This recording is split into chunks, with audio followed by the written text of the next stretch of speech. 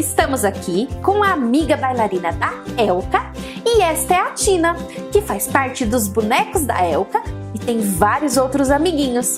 E olha só que linda que a Tina é! Ela é uma bailarina muito legal e tem a amiguinha Manu. Olha só, ela fala, tem as perninhas articuladas e os bracinhos que levantam. Então vamos abrir e vamos ver. Olha só como erguem os bracinhos dela e também as perninhas que são articuladas.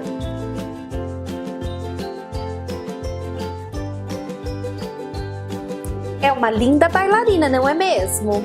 Então agora vamos ver o que ela fala.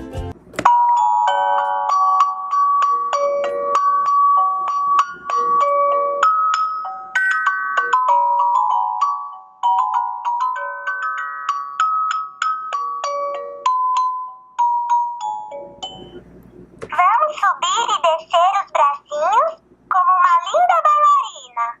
Dançar balé é muito divertido. Eu sei fazer piruetas. Ponta de pé e vamos dançar. Então agora a Tina vai dançar.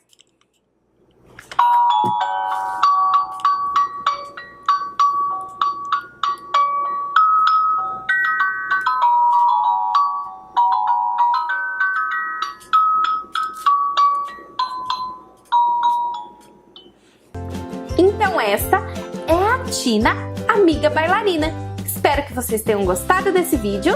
Se gostou, clique em gostei e se inscreva no nosso canal. Beijos e até mais. Tchau, tchau!